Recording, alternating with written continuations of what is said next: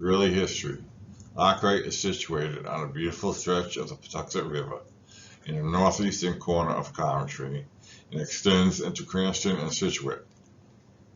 It was known in the 17th and early 18th century as Remington's Run for the largest landowners, the Remington family, namely Jabez and James, who erected a sawmill, a gristmill, and machine shop on a site in the early 19th century and named it Burlingame's Run. But in 1809, the Burlingames, Elisha Arnold, and Nathan Potter sold it to a consortium of James DeWolf of Bristol, Dr. Caleb Fisk, and his son Philip, and Asher Robbins. They formed the Arkwright Manufacturing Company and christened the village Arkwright in honor of Richard Arkwright, the English inventor and manufacturer. They began manufacturing cotton there in 1810.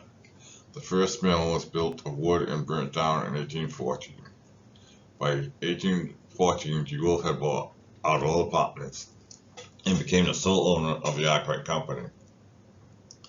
In 1822, DeWolf rebuilt a new mill constructed of wood and stone next to the old mill's foundation.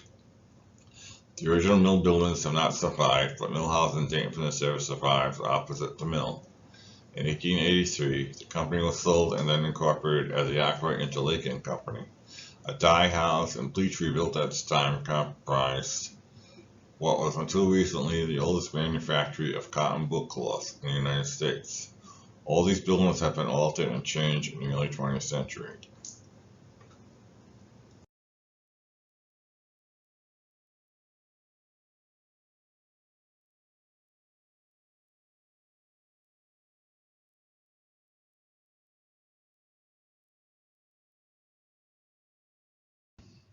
Arkwright Bridge. The Arkwright Bridge was built in 1888 by Dean and Westbrook of New York.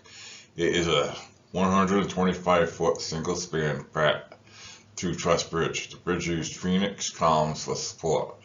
Being built with its usually light members, it once was considered one of the finest truss bridges in Rhode Island. The Phoenix column was patented in 1862 by Samuel Reeves. It resembles an early column developed by Wendell Waldman, which consists of four flanged wrought iron segments bolted together like barrels staves to form a cylinder. The advantage of the Phoenix columns was that they provided greater tensile strength than cast iron columns and were widely used in buildings and bridges in the 1870s. The bridge once carried a single road over the Patuxent River just north of the mill. It was shut down in the recent past due to its age.